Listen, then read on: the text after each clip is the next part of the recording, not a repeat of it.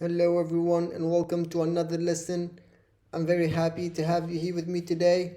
I have a very exciting lesson today. We're going to go over the switch node in n8n. It's a very powerful node. It's a conditional node, so we'll go through it and check out how to use it. Before I start, I want to point your attention to my store. All of the workflows that I'll be creating today and the past lessons, you'll find them here. We have 10 plus workflows. You can download them, you can sell them, you can use whatever you want, you can do whatever you want with them. I also have my n8n for beginners course. It just goes over the basics if you're starting out or if you need a refresher. It's a great way to start. I'll make sure to have the link in the description below. So without further ado, let's jump in and start a new workflow. So top right menu here, create workflow. There you go. We'll start with our first step, and usually it's a trigger step. It's the way we start. Okay. There's a lot of trigger. We can start with the manual one. So now that we have our trigger here, which you can see with the lightning bolt, that means it's a trigger.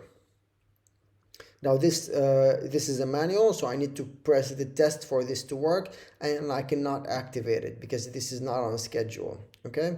Or this does not get triggered externally. So let's first get our data, and to do so, I'm going to go and add a Google Sheets node. So I'm gonna get rows, and in this Google Sheet, I'm gonna go to this contacts spreadsheet here, and I'm gonna copy the ID here. It's within the URL, and I'm gonna place it here by choosing ID, and then placing it here, and then I can choose the sheet. So I'm gonna test this, and we're gonna get a bunch of data here. Perfect. So now that we have our 7 items data, now we can add our switch node. Let's search for switch. There you go. So the switch node is similar to the if node, but the difference is the switch node is based on certain conditions needs to be met and not every condition. So the if node tackles over every other condition, but the switch node, if you have a certain pattern in your conditions, then the switch node is a great way to do that. So the switch node has two ways, either expression or rules. Let's go with the rules. So the rules, we want to check if the email, we'll grab that in here and put it here.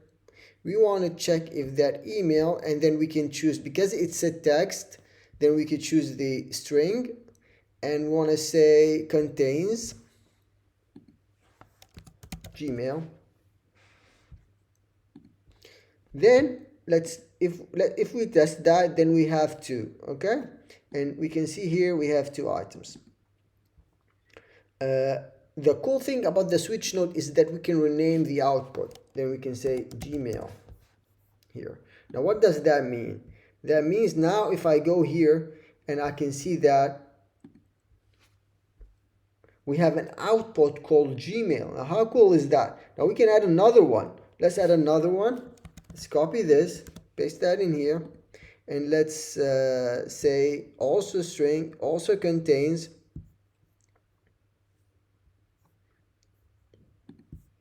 and let's go for Hotmail.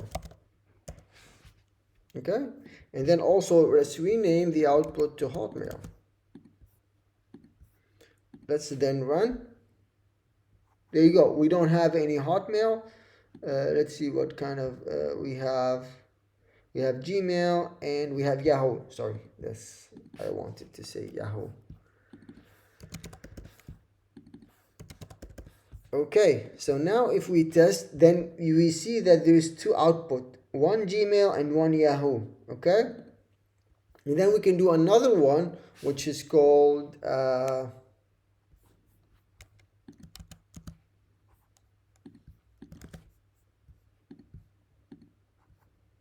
let's go for string and then contains,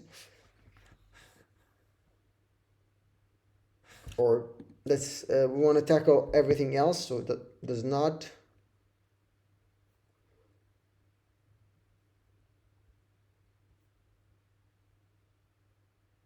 So we can say it does not contain Gmail.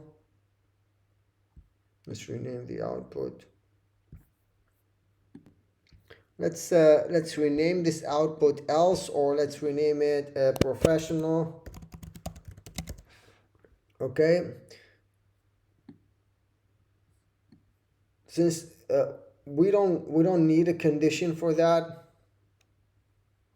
because this will tackle everything that is not either Gmail or Yahoo. And to do that, we're gonna add a fallback. Okay, the fallback is if it didn't find anything, right? And let's go over and rename the output, and let's do professional here, and then let's test first, and then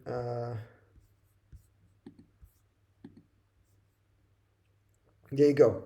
So the fallback would be professional, right? And then if we test, then we have 2 Gmail and 1 Yahoo and 4 professional, which is exactly what we want. So going back to this, the switch node, what difference it has over the if. The if is either true or false. There's no other options than these two.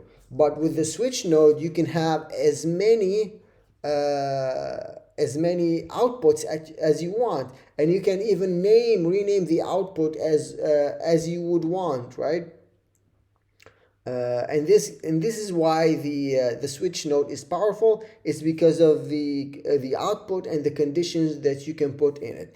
Now the conditions themselves are similar to the if node in terms of you can do the strings, the numbers, and date and everything. But the difference is, and let me just insert quickly an if node here. I'll go over the if node in another lesson. But as you can see, the if node only has you can only do it's either true or false.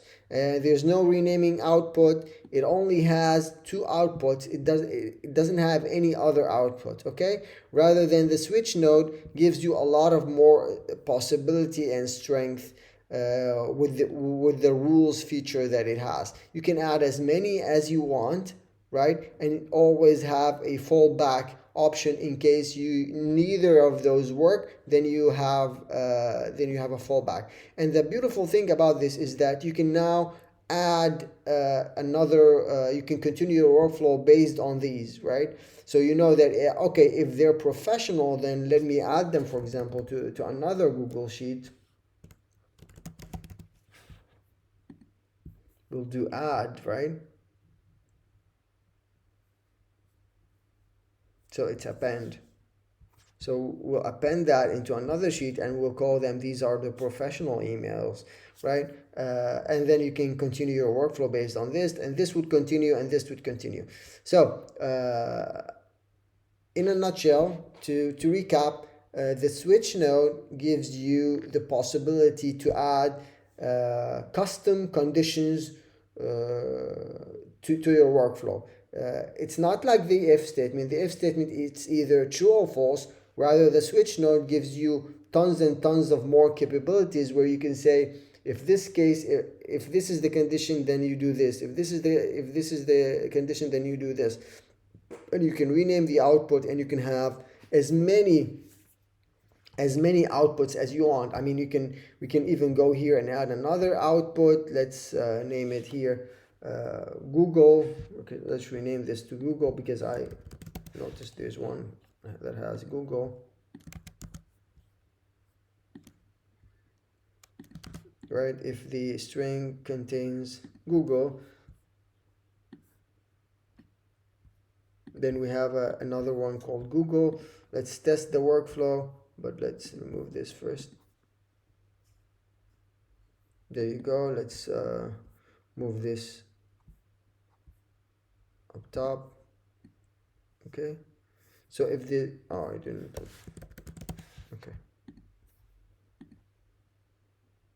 There you go. So we have 3 Gmail, one Yahoo, one Google, and 3 professional. And if we go, you have all of those there lined up, so you can easily break them up. And as you can see, the switch node grows in height as you put this condition, and all of those can be now rerouted in a way to everyone has their own workflow going forward. Okay, so I encourage you to use the switch in your workflow. It's a very powerful node. You can it can make your workflows much stronger and much concise. Okay, so I hope you guys enjoyed the lesson. It was short, but it's very essential for you to know the switch and to differentiate it from the if node. Okay, I hope you enjoyed this lesson. Give it a like, subscribe for more videos, and I'm gonna see you in the next lesson.